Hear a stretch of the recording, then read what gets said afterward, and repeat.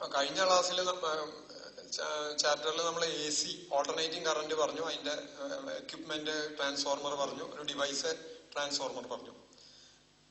ഇനി ഈ electricity and മാഗ്നറ്റിസത്തിലെ അവസാനത്തെ ചാപ്റ്ററിലേക്കാണ് നമ്മൾ കടക്കണം. Next chapter electromagnetic waves. അതിലേക്ക് പോകുന്നതിന് മുമ്പ് നമുക്ക് ഈ ആദ്യം മുതലുള്ളതിന്റെ ഒരു റിവ്യൂ മുഴുവൻ ഞാൻ പറയാൻ ഉദ്ദേശിക്കുന്നില്ല. ഇമ്പോർട്ടന്റ് ആയിട്ടുള്ളത് ഫസ്റ്റ് ചാപ്റ്റർ ഇലക്ട്രോസ്റ്റാറ്റിക്സ് എന്ന് പറഞ്ഞാല് ആ ഇലക്ട്രോസ്റ്റാറ്റിക്സില് നമ്മൾ ഡിസ്കസ് ചെയ്ത് interaction between electric charges at rest. First ചാപ്റ്ററിൽ ഇലക്ട്രോസ്റ്റാറ്റിക്സില് interaction between electric charges at rest. അവിടെ ഒരു ചാർജിന്റെ ചുറ്റും ആ ചാർജിനെ സറൗണ്ട് ചെയ്ത് അതിന്റെ ഇലക്ട്രിക് ഫീൽഡ് ഉണ്ട് എന്ന് പറഞ്ഞു. അതായത് ആ ഇന്ററാക്ഷൻ എന്ന് പറയുന്ന ചാർജുകൾക്കിടയ്ക്കുള്ള ഇന്ററാക്ഷൻ നോൺ കോണ്ടാക്ട് ഫോഴ്സ് വെച്ചിട്ടാണ്. ചാർജുകൾ തമ്മിൽ കോണ്ടാക്ട് ചെയ്യാണ്ട് തന്നെ ഇന്ററാക്ഷൻ ഉണ്ട്. ആ നോൺ കോണ്ടാക്ട് ഫോഴ്സുകളെ വിശദീകരിക്കാൻ ഫീൽഡ് എന്നുള്ള ആശയം വളരെ സൗകര്യമാണ്. അത് കാരണം ഇലക്ട്രിക് ഫീൽഡ് എന്നുള്ളൊരു കൺസെപ്റ്റ്, ഒരു ചാർജിനെ സറൗണ്ട് ചെയ്ത് അതിന്റെ ഇലക്ട്രിക് ഫീൽഡ് ഉണ്ട്. ചാർജ് അനങ്ങാണ്ടിരിക്കുന്ന ചാർജുകൾ തമ്മിലുള്ള ഇന്ററാക്ഷൻ ആണ് ഫസ്റ്റ് ചാപ്റ്ററിൽ പഠിച്ചത്, ഡിസ്കസ് ചെയ്തത്. അപ്പൊ അതിന്റെ ചുറ്റുമുള്ള ഇലക്ട്രിക് ഫീൽഡും ഈ ചാർജിന്റെ ചുറ്റും, ഈ ചാർജ് ഒറ്റയ്ക്ക് അനങ്ങാണ്ടിരിക്കുക, അതിന്റെ ചുറ്റുമുള്ള ഇലക്ട്രിക് ഫീൽഡിന്റെ മാഗ്നിറ്റ്യൂഡും ഡയറക്ഷനും മാറാണ്ട് നിൽക്കും അനങ്ങാണ്ട് വെച്ച. അപ്പോ അത് കഴിഞ്ഞ് ആ ഇലക്ട്രിക് ഫീൽഡ് അപ്പൊ അതിന്ന് ഇലക്ട്രിക് ഫീൽഡ് കണ്ടുപിടിക്കാൻ പലതും ഉണ്ടായപ്പോ ആദ്യം നമ്മള് ഇലക്ട്രിക് ഫീൽഡിന്റെ surface integral of electric field എന്ന് പറഞ്ഞു. Over a closed surface equals 1/ε0 sigma Q net charge. ഇതാണ് ഗോസ് തിയറം. അവിടെ ഉപയോഗിച്ചതാണ് ഗോസ് തിയറം. റൈറ്റ്. അത് കഴിഞ്ഞ് ഇതിന്റെ ലൈൻ ഇന്റഗ്രൽ എടുത്തു എന്ന് പറഞ്ഞ ഇങ്ങനെ എടുത്തു.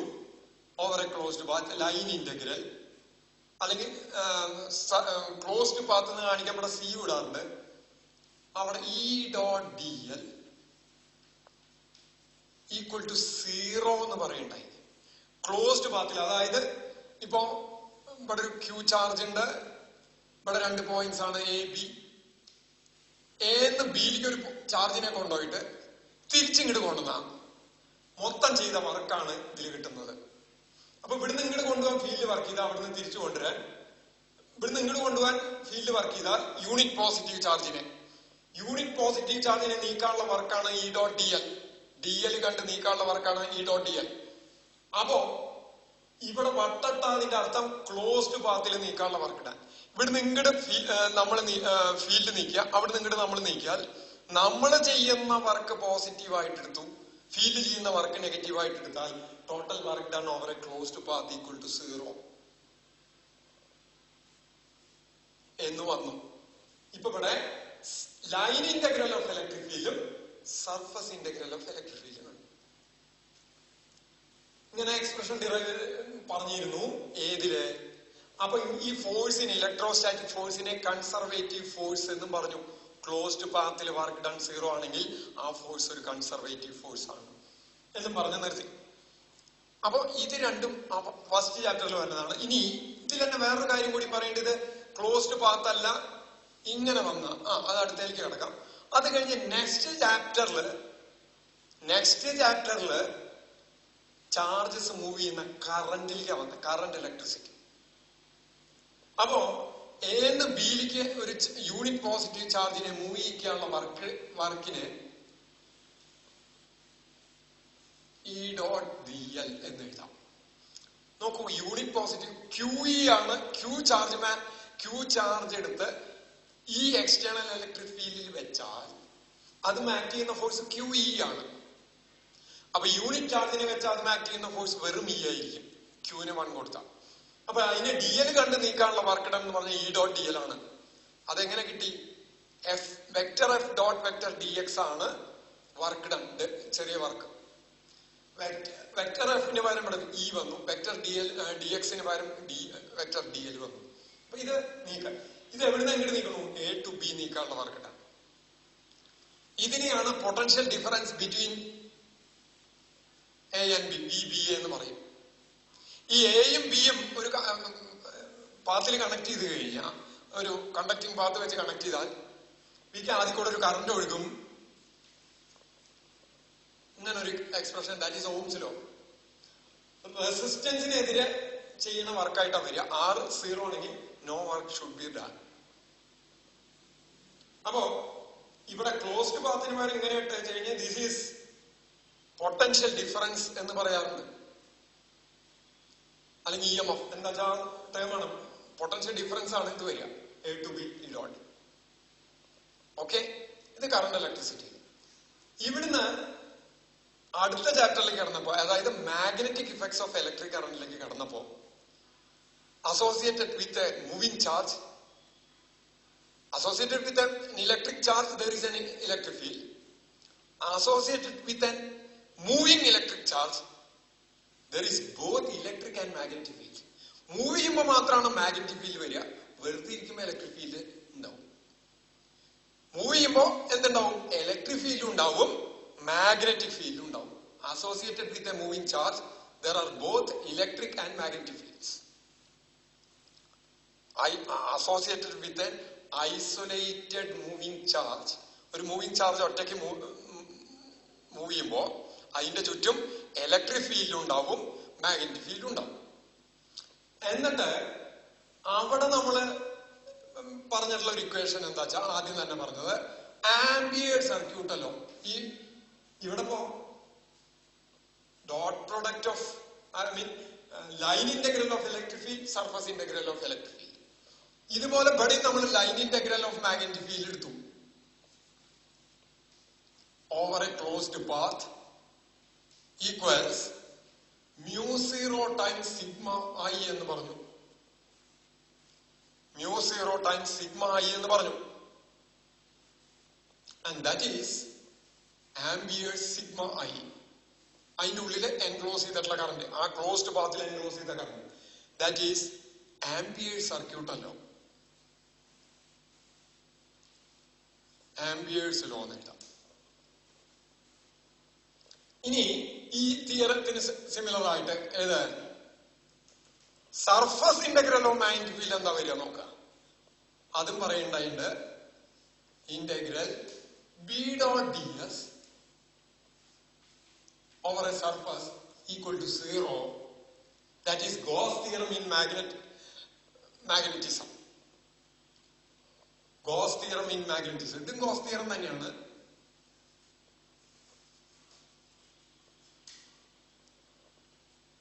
അതിന്റെ ഇംപ്ലിക്കേഷൻ എന്താ? മോണോപോള്, ഒറ്റയ്ക്കൊരു പോള് നെവർ എക്സിസ്റ്റ് എന്നുള്ളതാണ് അതിന്റെ ഇംപ്ലിക്കേഷൻ. അത് ഒന്ന് പറയണ്ടായി. ഇവിടെ ഒറ്റയ്ക്ക് ചാർജ് കിട്ടും, ഒറ്റയ്ക്കായിട്ട് ഈ പോസിറ്റീവ് ചാർജ് നെഗറ്റീവ് ചാർജ് അങ്ങനെ കിട്ടും. അവിടെ ഒറ്റയ്ക്കൊരു പോള്, നോർത്ത് പോൾ ഒറ്റയ്ക്കായിട്ട് എടുക്കുക, അങ്ങനെ ഒരിക്കലും സാധിക്കില്ല. അതുകൊണ്ട് integral B dot D S equal to 0.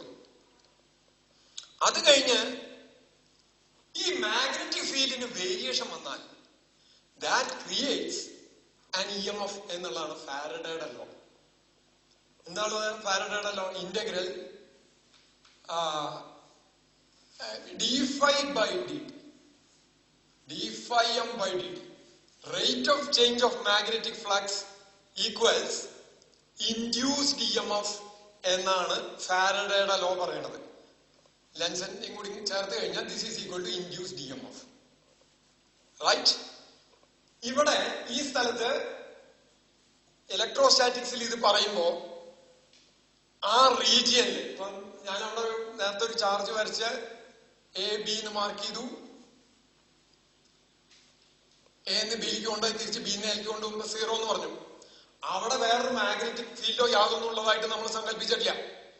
പക്ഷേ ഈ റീജിയനിലെ മാഗ്നറ്റിക് ഫ്ലക്സിന് ചേഞ്ച് വന്നാൽ ഈ വാല്യൂ 0 ആവില്ല. കാരണം ഇതൊരു EMF ഇൻഡ്യൂസ് ചെയ്യും. ഏത്? Rate of change of magnetic flux EMF induce ചെയ്യും. അപ്പോ this is equal to E dot di. ഇത് ഇലക്ട്രോസ്റ്റാറ്റിക്സിൽ മാത്രം അപ്ലൈ ചെയ്യുന്ന ഇക്വേഷൻ ആണ്. ഇലക്ട്രോമാഗ്നറ്റിക് ഇൻഡക്ഷനും കൂടി വന്നു കഴിഞ്ഞാൽ ശരിക്കുള്ള ഇക്വേഷൻ എന്ന് പറയുന്നത് integral closed integral E dot D L. അത് ഇ എം എഫിന്റെ എക്സ്പ്രഷൻ അല്ലേ? ഇ ഡോട്ട് ഡി എൽ എന്ന് പറഞ്ഞ ഇ എം എഫിന്റെ എക്സ്പ്രഷൻ അല്ലേ? Integral E dot D L E M എഫിന്റെ എക്സ്പ്രഷൻ അല്ലേ? That is given by minus D phi M M magnetic flux ആണ് ഡി ടി. ഇത് ഫാരഡേസിലും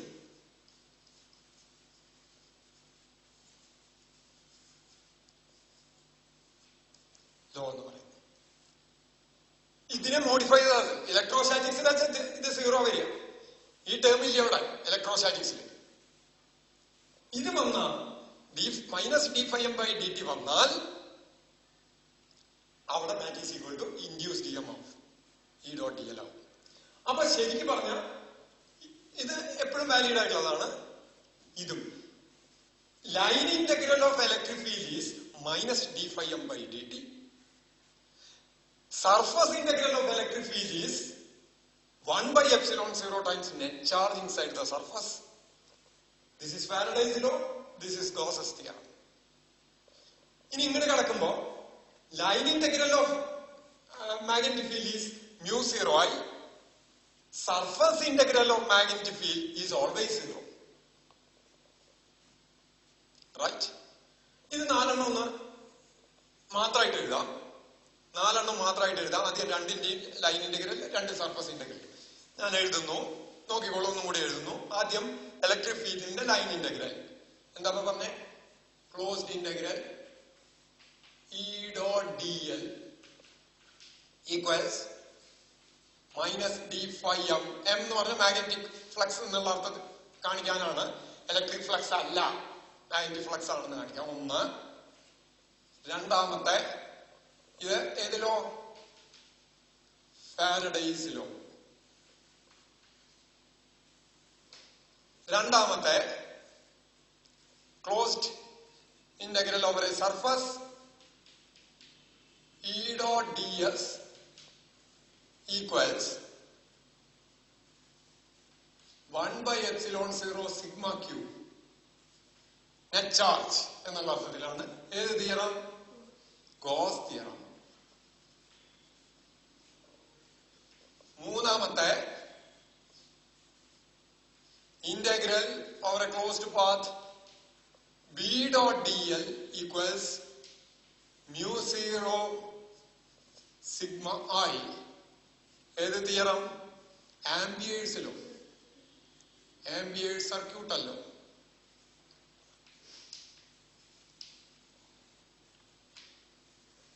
നാലാമത്തെ integral closed integral over a surface b dot ds equal to 0. ഏത്? Gauss theorem in magnetism. Gauss theorem. Gauss theorem.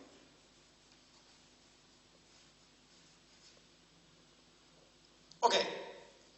ഇനി ഞാൻ ഒരു കാര്യം നോക്കുകയാണ്. നമ്മള് ഇതിലിപ്പോ ഞാൻ ഇതൊക്കെ കറക്റ്റ് ആണ്, പക്ഷെ ഇവിടെ ഈ മാഗ്നറ്റിക് ഫീൽഡ് കോൺസ്റ്റന്റ് ആകുമ്പോഴാണ് നമ്മൾ ഈ ഇക്വേഷൻ ഉപയോഗിച്ച് നമ്മൾ മാഗ്നറ്റിക് എഫക്ട്സ് ഓഫ് ഇലക്ട്രിക് കറന്റില് സ്ട്രെയിറ്റ് കണ്ടക്ടറിന്റെയും ടൊറോയിഡിന്റെയും സോളിനോയിഡിന്റെയും ഫീൽഡ് കണ്ടു.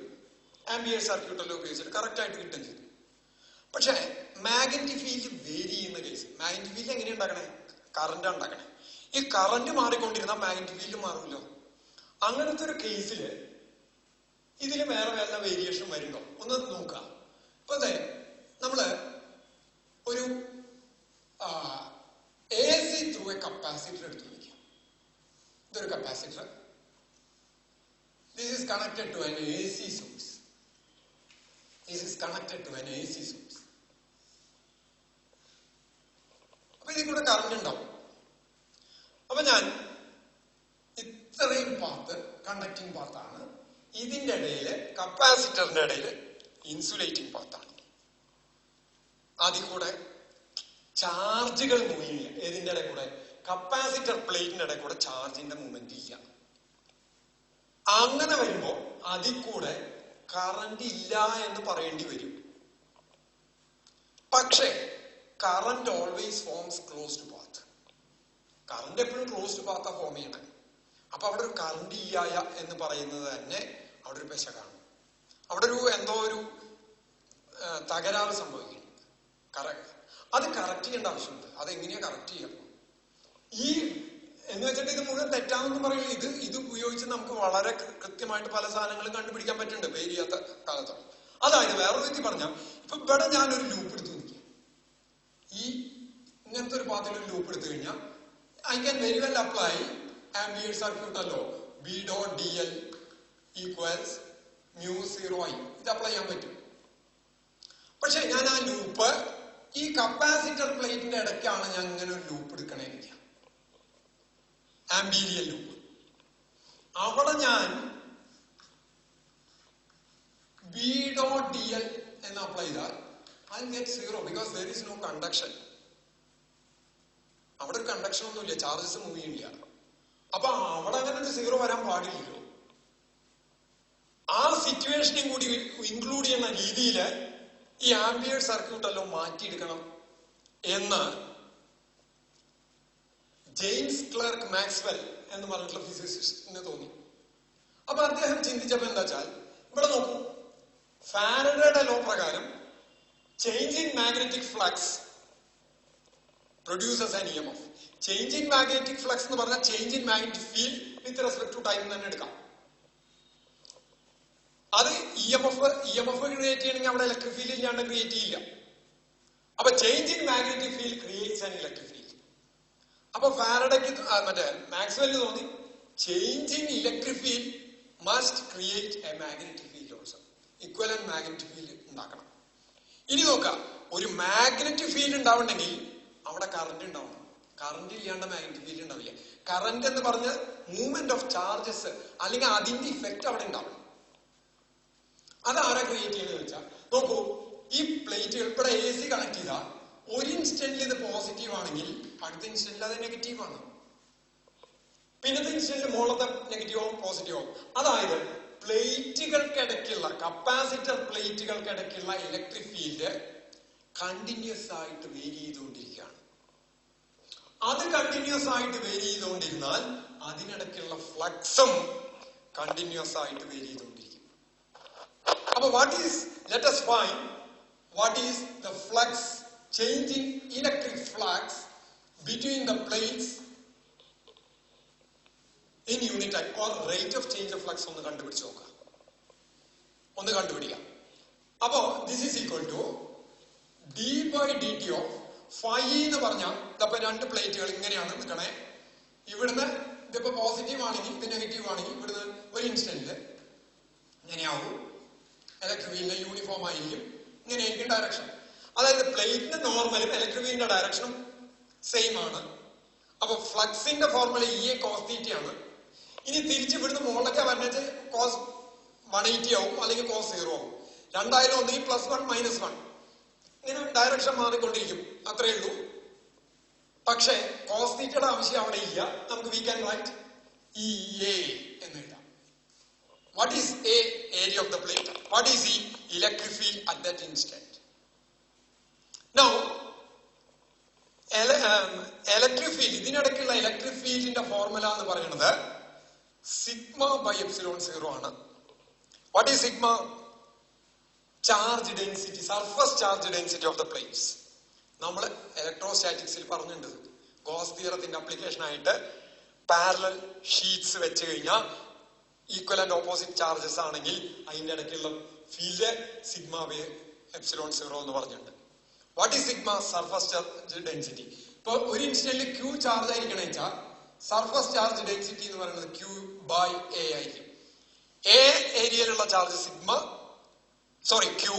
അപ്പൊ യൂണിറ്റ് ഏരിയയിലുള്ള charge that is sigma equals Q by A epsilon 0. ഇതെടുത്ത് ഇവിടെ കൊടുത്തു കഴിഞ്ഞാൽ I get d by dt of Q A epsilon 0 into A എന്ന് കിട്ടും. എയും വെട്ടിപ്പോയി, I'll get it as 1 by epsilon 0 പുറത്തേക്ക് വന്നു 1 by epsilon 0 dq by dt എന്ന് കിട്ടി. Now dq by dt is current. Current തന്നെയാണ്. പക്ഷെ ഈ ക്യൂ എന്ന് പറഞ്ഞാൽ ഫ്ലോ ചെയ്യുന്ന കറണ്ട് അല്ല, ഇവിടെ സ്റ്റോർ ചെയ്യുന്ന ചാർജുകളാണ് ക്യൂ. ആ ഇൻസ്റ്റന്റിൽ അതിന്റെ variation with respect to time ആണ് dq by dt. Anyhow, it is equivalent to a current. I can very well write it as 1 by epsilon 0 a current id. ഇത് Maxwell ഈ കറണ്ടിനെ id, displacement current എന്ന് പറഞ്ഞു. So what is id? id equals ഇതിനെ ഇങ്ങോട്ട് വരിക epsilon 0 d phi e by dt. epsilon 0 d phi e by dt. എന്താ ഇതിന്റെ അർത്ഥം? What is d phi e by dt? Rate of change of electric flux. Change in electric flux per unit time. അതായത് ഇത് വരാൻ എന്താ കാരണം? Change in electric field കാരണമല്ലേ change in electric flux വന്നത്. That creates a current. കറന്റിന് കാരണം എന്താ? മാഗ്നറ്റിക് ഫീൽഡ് ആയിരിക്കും, അല്ലെങ്കിൽ കറന്റിനോട് ചേർന്ന മാഗ്നറ്റിക് ഫീൽഡ് ഉണ്ട്. അപ്പോ change in electric flux creates A magnetic field എന്ന് വന്നു.